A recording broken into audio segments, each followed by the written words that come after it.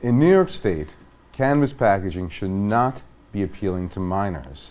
It shouldn't include bright colors, cartoon characters, and it should show obvious signs of tampering. This is the best of the worst. Gary Payton.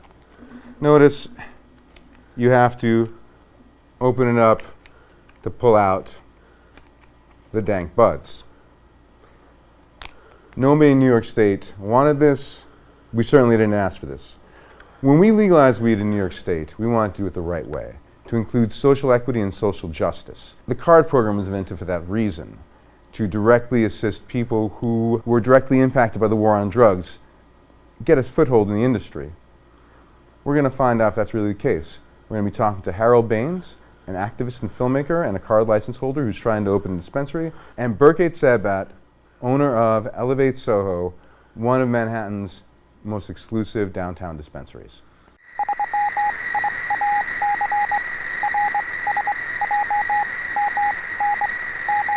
CARD program is the conditional adult use recreational dispensary license. It was supposed to be the state's answer to sort of social justice and social equity and opening up the cannabis industry in New York.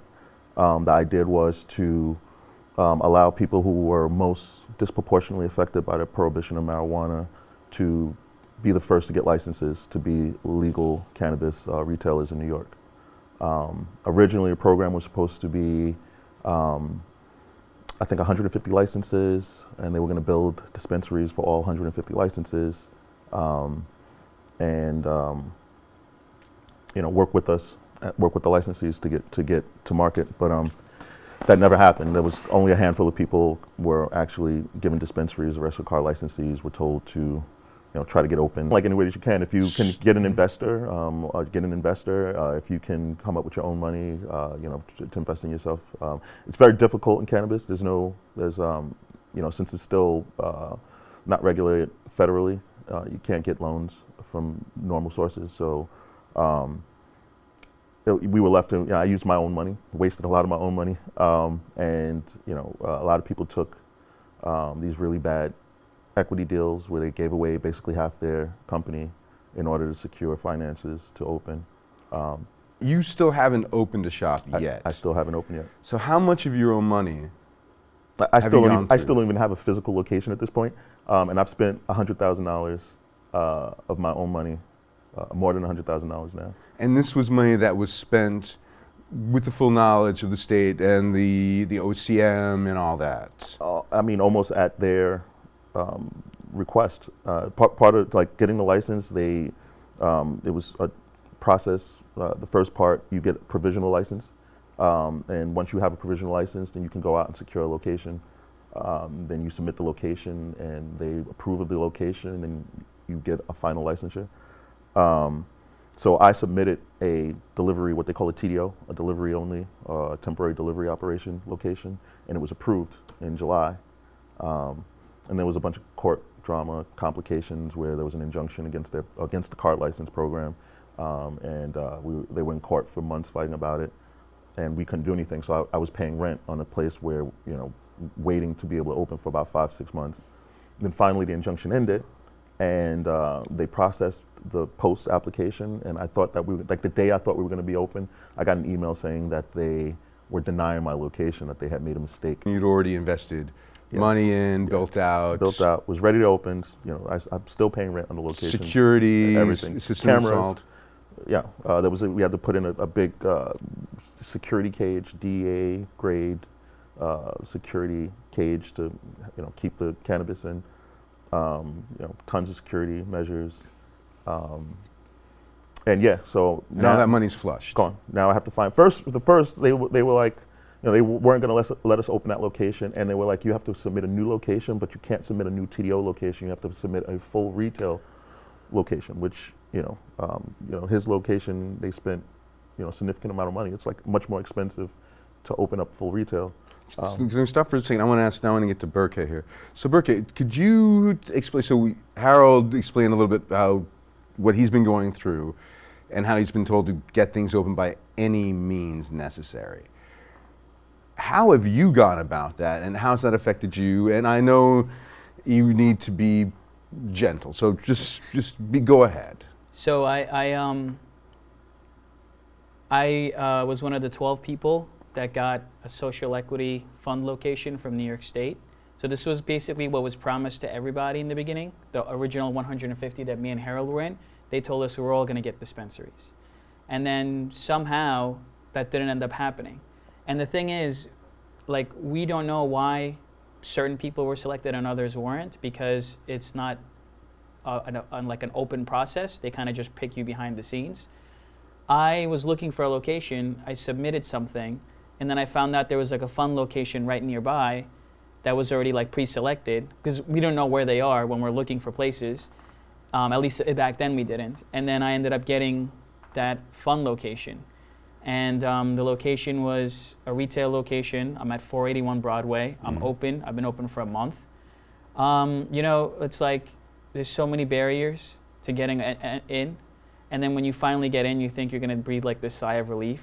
But it's a difficult business. Like, there's so much competition from unlicensed shops. That was one of the things, is when we opened up, we were supposed to have a competitive advantage as card licensees, because we were supposed to be the first ones open. But if you let 2,800 illegal shops open up before you, then there's no competitive advantage. You're just a regular shop just like everybody else. When you say competitive advantage, can you explain what is, could you guys both, I mean, just because again, you are both experts at this point on what you have to do to both prepare a location and how's the product, the cannabis, supposed to be packaged in line with New York State laws, not being really available to children, that kind of thing. How would you describe what you guys have to do compared to what an illicit shop does? We gotta jump through flaming hoops. Like, it's so hard, because an illicit shop, they don't pay taxes, so their product is way cheaper. No taxes whatsoever. Because they don't have to pay. They can take credit cards, because on their POS machines they lie and say that they're a smoke shop, so they can run customer credit cards all day. They sell like single joints, they do events, they do discounts. The state stops us from doing discounts. I can't do any discounts. I can't do any royalty programs. I can't do any rewards programs. Illicit shops could do whatever they want. And nobody really stops them. I mean, the New York Sheriff's Department is now starting to close some of them, but those illicit shops aren't dumb either. They're like, they're skirting, they know when the cops are coming. They close until 5 o'clock on certain days, because then the Sheriff's Department only works until 5. And afterwards, after 5, they reopen and they start doing business again. Or they close for a week, wait for the heat to die down, and then they open again. So it's really hard competing with them. And, as card licensees, it's like... Can I just say, I actually know, I've spoken to lawyers who have made business out of defending the illicit shops, right? So they open up, they get fined, they get summoned, and then they have a lawyer who's actually working for them to skirt some of those fines. Also, when you just look at these places, right, like, they have giant weed signs outside their shop. We can't have any kind of signage like that. Not that I necessarily want to, but in terms of attracting attention to what your shop does, and or even packaging, right? Like colorful packaging, like the packaging that we get is all very regulated. Only logos, in fact. It's the only thing to be on the package. No cartoons, which I agree with a lot of that stuff, right? I don't want children being attracted to the products that we're selling, which a lot of the problems with the packaging in the past in other states is that you look at it and it's cartoon based, or it's it's something that attracts the attention of children. So I understand why those regulations are in place, but at the same time, as a competitive advantage, right? Like, you go into an illicit shop and you have all these shiny things, but you go into our shops, you can't even have a product in view. You can't even have product on the floor. You cannot give somebody cannabis to smell and be like, is this good? Or even they can't be able to see through your store windows if you have any displays of products in the shop, right? So some of the guys opening dispensaries are having dispensaries that just have POS systems and maybe merchandise that's not cannabis, so that they can have windows where people can actually look into the shop and see what's going on. That's like Conbud, right? If I remember right, Conbud. I just remember it's all POS. Is it Conbud or the travel agency? They have that. Travel agencies, I think, has something like that. I was thinking about. Freshly baked. Freshly baked. I was thinking about. We know a guy up in the Bronx that they took like a very minimalist approach to it. I think it works, but it just raises the issue of or illustrates the issue of how we're regulated. There's no other business on earth where there's like this type of illegal competition. Like there's no like illegal liquor stores anywhere, as blatant as these weed shops are. Like there's no like illegal restaurants. Like you can't have a New York restaurant club and then you just pay $1 and then you go inside and there's no, some guy's making sandwiches and it's like, oh, we're in a club, we can make each other sandwiches and sell them. Like that doesn't freaking exist. There's no liquor club where you can drink untaxed booze. Right. But then like we have to come in, face this market, which finally they're doing something about after we protested so many times. And it's an uphill battle. And I'm not saying we're not going to be successful. I think legal shops are the future. But it's an uphill battle for us. Harold's gone through 100 G's on a delivery location. Yes. Which again he didn't get to open, but again he's gone through that amount of money just to prep a delivery location. Yeah. For you, a 5-star location, really one of the flagship 5-star cannabis dispensaries of the city. How much did it cost to prepare Elevate SOHO? Security-wise? A lot of my costs were in the form of a loan, of a very large loan. How would you describe it when you look at the shops? If I had taken that $100,000 and decided to open an illicit shop, he would have been rich already. I would have like 4 illicit shops open already. He would have been rich already. And the fact that the reason that my delivery location is not open is because I was 20 feet too close to a school, and they were supposed to check that proximity, and they missed it. I fought with them for months about how the regulations are written, because it says in the regulations you can't have a storefront within a certain distance from school. I had a delivery location that wasn't a storefront. It was in a building. It was an office in a building. There would never have been customers coming in. There would be no way that anyone outside of the company would know what was going on there. No signage. No signage at all. But they still, because of the regulations, they were torn about it because it was their own regulations that they had written, and they didn't know how to apply that. But they decided to go with nothing within 500 feet of a school or a church. So on the corner, on that very same building, an illicit shop opened literally on the corner of the block that I was trying to open on. In the same physical building. And the same. Well, it's connected. Yeah, the building's connected definitely.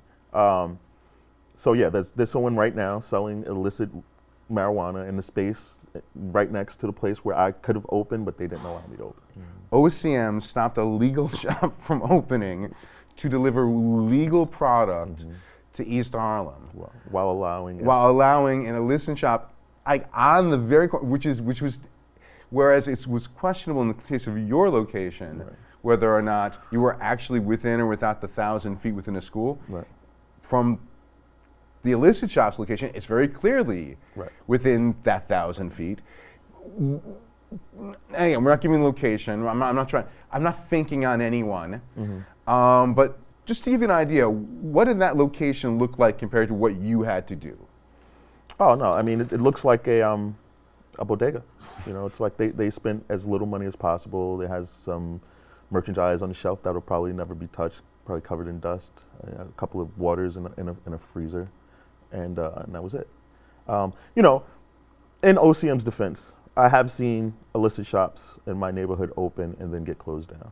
And since the announcement recently, which is ironic, right? So recently the governor got up and basically separated herself from the cart license program, but promised enforcement, which is something that all the cart licensees were begging for, right? So they're actually doing it. They're doing enforcement. But the unfortunate part is, she thinks that solving the problem in New York is handing out 500 more licenses. So on one hand, she's taking away one competitor, but then on the other hand, she's giving us 500 more competitors when they never gave us the support that they promised us in the first place for us to get open. So you have 150 or more, maybe 300 cart licensees at this point. Maybe 10% of them are open, and they're going to open up the market to people who can afford to hold on to retail locations before they're open. Right, so that's part of the new process. You have to have a location already under control. So what segment of the population has money to keep places under control for months while you wait for OCM? Certainly not the people who applied as C applicants like we did. Certainly not the people who qualified for social equity under the cart license program. So while the state made promises about how they were going to make the most equitable, and they still are claiming to have the most equitable cannabis industry. Everything that they've done since giving out these original licenses and making those announcements has undermined the social equity aspect of how they wanted cannabis to roll out in New York. And in fact, now this latest blow is, it seems as if they want to separate themselves completely from even the idea of social equity because they don't want to pay for it, right? They gave Chicago Atlantic, I think it was, a $10 million fund that guaranteed that they would get paid no matter what happened to these car locations, when they could have just as easily given that money to car licensees. I think who's Chicago Atlantic? Right. So, in order to see their social equity plan to fruition, they thought they needed a private partner to come in and cover the financial difference between what the state was willing to give up and what they thought it would cost for these dispensaries. Mind you, their numbers were based on pure fantasy and these numbers that are completely trumped up. Some of the averages that they were saying for what a dispensary bill should be was $1.5 or $2 million, when it costs like $250,000 probably to build out one of these dispensaries. But because of those numbers, they went out and got a partner, a private lender, Chicago Atlantic. So Chicago Atlantic is actually building out the dispensaries for the cart licensees who got locations. But then they're giving those people a bill that says that they spent $1.2 million, and then that person has to pay back 11% interest on a $1.2 million loan. And it probably costs $250,000 to build out that location, right? So I'm like, why wouldn't they just have given the $10 million that they promised Chicago Atlantic to the 150 licensees, and we would have all been open already? Berkay, Elevate SOHO has been having some issues dealing with one particular. Yeah, do you want to talk Empire about Cannabis Club. Empire Yeah, they're Cannabis. down the street from us in Soho. And there's several locations, right? Yeah, they had. So they're owned by like a family out in Long Island. I think they have like maybe 12 or 13 locations. I don't remember what their last financials were, but I think they made like $22 million or something like a year ago or 2 years ago. And they're not paying any. They wouldn't be paying any taxes on that, they're or are they saying paying they under? pay taxes. Whatever taxes they're paying, it can't be the actual amount because they're not legally selling cannabis. So there's 13% cannabis excise tax. I don't know how you can pay it if you don't have a legal license, right? So I'm assuming they're paying maybe something, whatever they want, but it's tough. It's they're down the street And they wouldn't from be me. selling New York State weed either. Oh would hell they? no, no. They just sell. So the way we're set up is we're supposed to help everybody in the New York State supply chain. Like we're supposed to help the farmers upstate. We're supposed to help the processors in the middle. We're supposed to help ourselves and our communities by being retail and paying all these taxes and helping the neighborhood. The way these illicit dispensaries work is they just buy weed from wherever. Sometimes they're vertically integrated, so they grow their own weed, or they buy weed from out of state, or a lot of times it's even cheaper to get these things called spray packs, or basically you get like hemp flower for like $1 per pound. You spray some chemicals on it so it kind of gets you high, but it's not from anything organic. And then you just get a fake packaging and you put the weed in there, and then you just sell that to the customer. So that sprayed weed is the low cost, low end weed. It's extremely cheap. Extremely and cheap. that's what you're seeing in these shops at the low end. Tons of it. Tons of it. And maybe not even just the low end because there's no quality control Right, process. exactly. And then it hurts us because we have a lot of tourists. Like I have a lot of tourists come to my shop after finding out it's legal, and they're like, "Oh, I smoked something from a bodega that like or something else or like one of these cannabis club places, and like I was high for like 18 hours, and it definitely wasn't cannabis, or it made me sick and I threw up, or I passed out, or something else happened." And then now it's like, they're scared to ever buy weed from a New York dispensary, whether it's legal or illegal, because they had such a bad experience. And again, we're talking New York State weed, which when you compare it to like New York State weed is probably some of the finest weed in the world We have currently. great cannabis, fantastic stuff. And it's getting better every It's season. getting better all the time. We have, it's tested. It's safe. Everything gets checked 100 times. We check it before we sell it. We have return policies. But again, like when you're doing something the right way, and then you're letting other people undercut you in the market, it's tough to compete. Especially when they sell to a tourist, right, which is the majority of their customers. If that tourist has a bad experience, they don't care. That tourist, like, they lost a customer, who cares? Like, they made their money, they're just on to the next thing. We have to think long term when we're a legal dispensary. I can't sell anything that would make me lose a customer because I'm trying to stay in this business for years.